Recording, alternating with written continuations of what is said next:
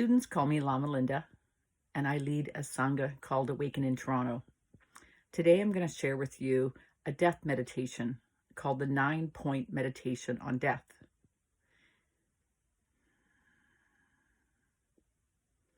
It's a slightly modified version of the death awareness meditation as taught by Roshi Joan Halifax. There's different ways to meditate on the 9 points. One way is to meditate on all 9 points in one session. Another is to do 1 point per session, thus taking 9 sessions to complete all the points. A third alternative is to spend 1 session on each of the 3 main points: the inevitability of death, the uncertainty of the time of death, and the fact that only spiritual practice can help at the time of death. You can do whichever way you wish. Preparation. Sit in a comfortable position with your back straight and let your body relax. Spend some time letting your mind settle down in the present moment. Let go of thoughts of the past or the future. Make the decision to keep your mind focused on the meditation topic for the duration of the meditation session. Motivation. When your mind is calm and settled in the present, generate a positive motivation for doing the meditation. For example, you can think, may this meditation help bring about greater peace and happiness for all beings. Or, may this meditation be a cause for me to become awakened so that I can help all beings become free of suffering and become awakened as well. A, the inevitability of death. We plan many activities and projects for the coming months, days, years, and although death is the only event that is certain to occur, we don't usually think about it or plan for it. Even if the thought of death does arise in our mind, we usually push it away quickly. We don't want to think about death, but it's important to think about and be prepared for it. Contemplate the following 3 points to get a sense of how death is definitely going to happen to you. Number 1, everyone has to die. To generate an experience of death's inevitability, bring to mind people from the past, famous rulers and writers, musicians, philosophers, saints, scientists, criminals, and ordinary people. These people were once alive. They worked, thought, and wrote. They loved and fought, enjoyed life and suffered, and finally, they died. Can you think of an example of someone who was born on this earth, but who did not die? No matter how wise, wealthy, powerful, or popular a person may be, his or her life must come to an end. The same is true for all other living creatures. For all the advances in science and medicine, no one has found a cure for death, and no one ever will. Now bring to mind people you know who have already died, and think of the people you know who are still alive. Contemplate that each of these people will one day die, and so will you. There are several billion people on the planet right now, but 100 years from now, all these people, with the exception of a few who are now very young, will be gone. You yourself will be dead. Try to experience this fact with your entire being.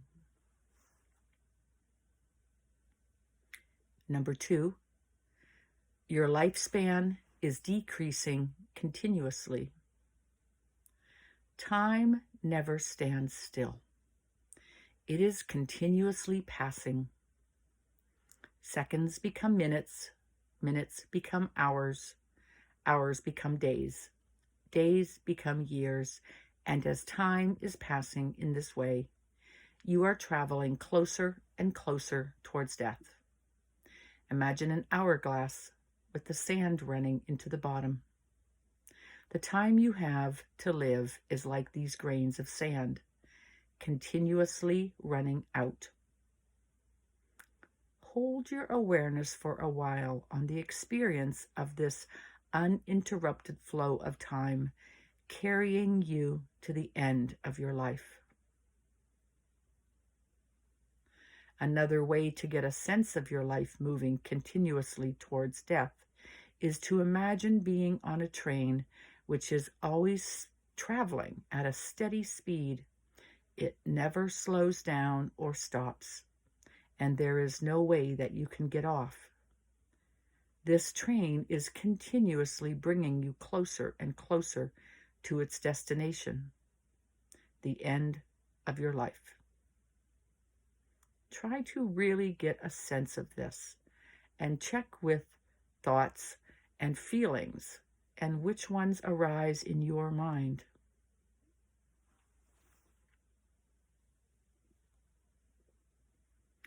Number 3, the amount of time you have for spiritual practice is very small. Since you are getting closer and closer to death all the time, what are you doing to prepare for it? The best way to prepare for death is doing spiritual practice. This is because the only thing that continues after death is the mind. And spiritual practice is the only thing that truly benefits the mind, preparing it for death and the journey to the next life. But how much time do you actually devote to spiritual practice? Working on decreasing the negative aspects of the mind, such as anger and attachment, and developing the positive aspects of the mind, such as kindness and wisdom, and behaving in ways that are beneficial to others. Calculate how you spend your time. In an average day, how many hours do you sleep? How many hours do you work?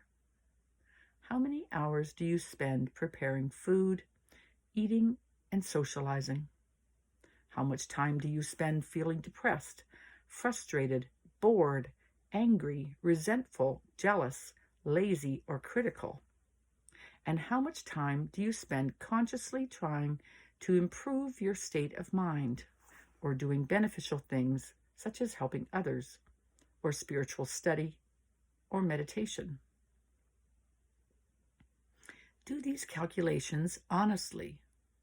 Assess your life in this practical way to see clearly just how much of your time is spent doing things that truly benefit yourself and others, and that will be beneficial for your mind at the time of death and in the next life.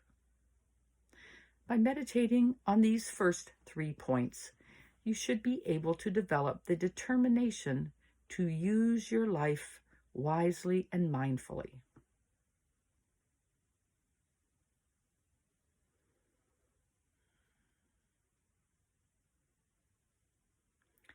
B, the uncertainty of the time of death. By contemplating the first 3 points, you come to accept that you are definitely going to die.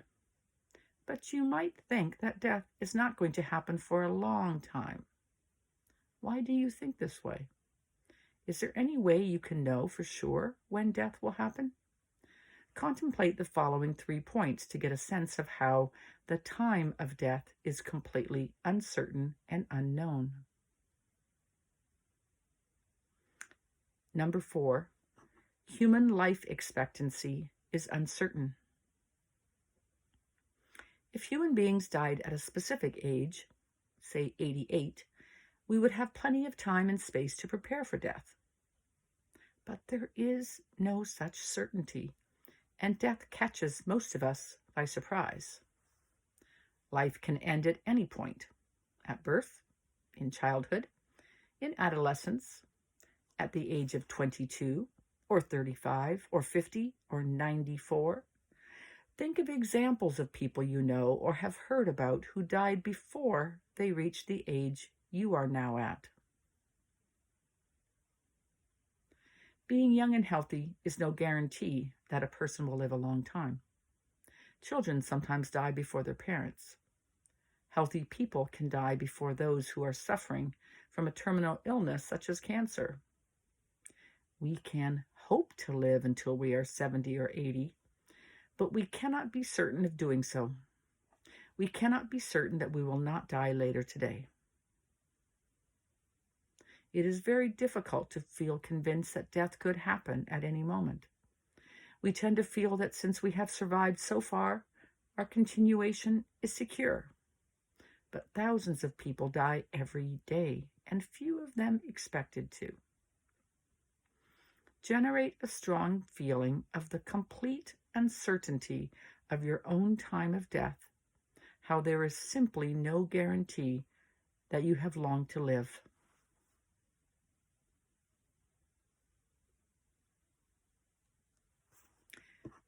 Number 5, there are many causes of death. There are many different ways that death can happen to people. Sometimes death happens due to external causes. These include natural disasters such as earthquakes, floods, volcanic eruptions, or accidents such as car or plane crashes. People can also be killed by other people, murderers or terrorists, or by dangerous animals or poisonous insects. Death can also happen due to internal causes. There are hundreds of different diseases that can rob us of our health and lead to death. There are also cases of people who are not ill, but their bodies simply stop functioning and they suddenly die. Even things which normally support life can become the cause of death.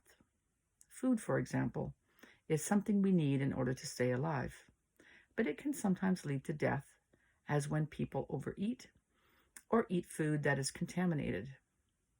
Medicine is another thing which normally supports life, but people sometimes die because they took the wrong medicine or the wrong dose.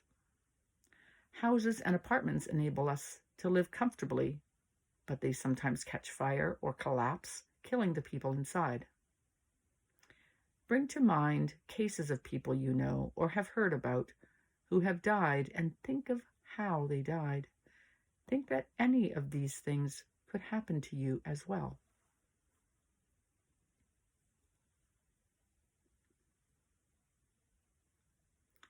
The human body is very fragile, number 6.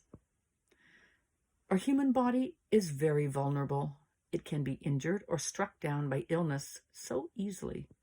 Within minutes, it can change from being strong and active to being helplessly weak and full of pain. Right now, you might feel healthy, energetic, and secure, but something as small as a virus or as insignificant as a thorn could become the cause of your death. Think about this. Recall the times you have hurt or injured your body and how easily it could happen again, and even cause your death. Your body will not last forever. In the course of your life, you might manage to avoid illness and accidents, but the years will eventually overtake you. Your body will degenerate, lose its beauty and vitality, and finally die. By meditating on these second 3 points, we will develop the determination to begin our practice of the spiritual path right now, as the future is so uncertain.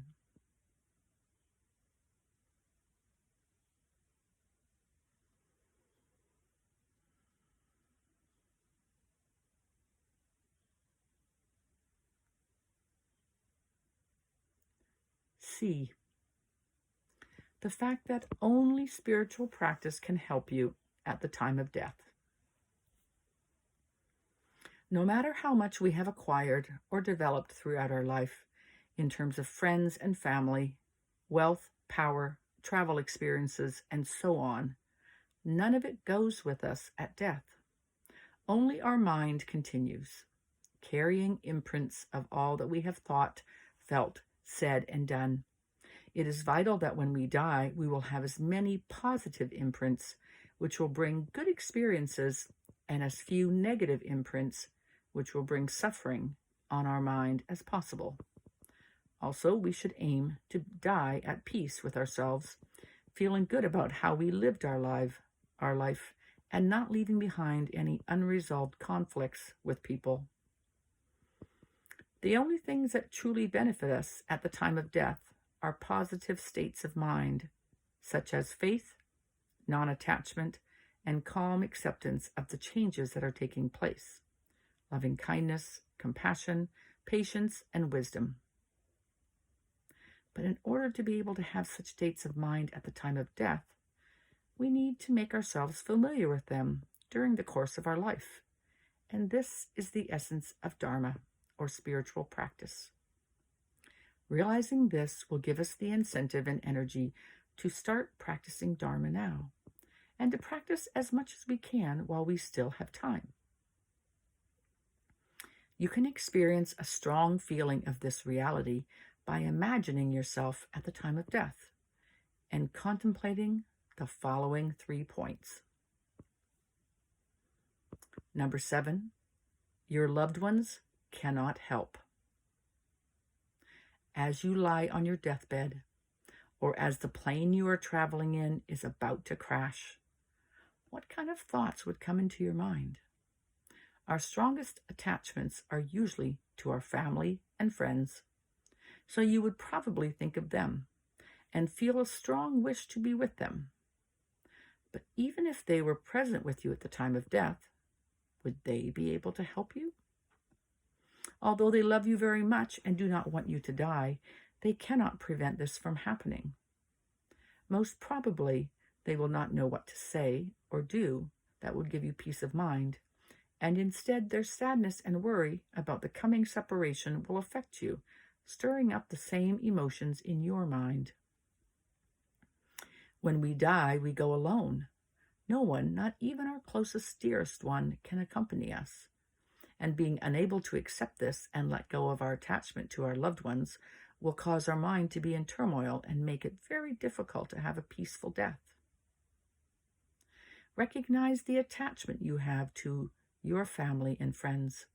See if you can realize that having strong attachment to people can be a hindrance to having a peaceful state of mind at the time of death.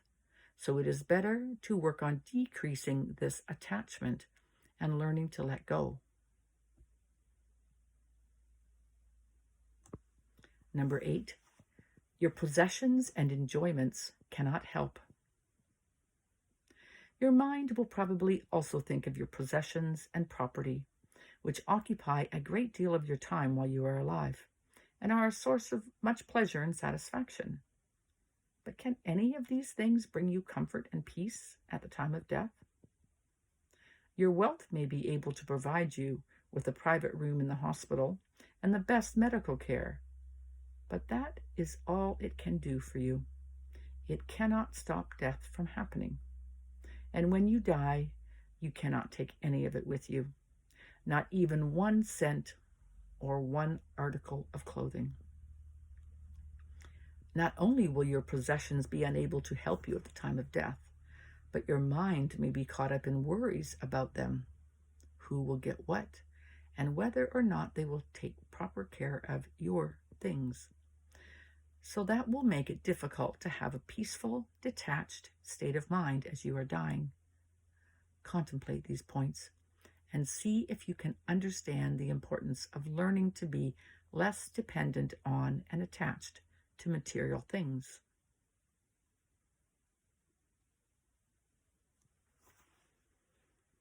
Number 9, your own body cannot help you. Your body has been your constant companion since birth. You know it more intimately than anything or anyone else. You have cared for it and protected it, worried about it, kept it comfortable and healthy, fed it and cleaned it, experienced all kinds of pleasure and pain with it. It has been your most treasured possession. But now you are dying, and that means you will be separated from it. It will become weak and eventually quite useless. Your mind will separate from it, and it will be taken to the cemetery or crematorium. What good can it possibly do you now? Contemplate the strong sense of dependence and attachment you have to your own body and how it cannot benefit you in any way at death. Fear of pain and regret about leaving it will only compound your suffering. By meditating on the final 3 points, we should come to realize how important it is to work on reducing our attachment to the things of this life, such as family and friends, possessions, and our body. We should also realize how important it is to take care of our mind, as that is the only thing that will continue to the next life. Taking care of the mind means working on decreasing the negative states of mind, such as anger and attachment, and cultivating positive qualities such as faith, loving kindness, compassion, patience, and wisdom.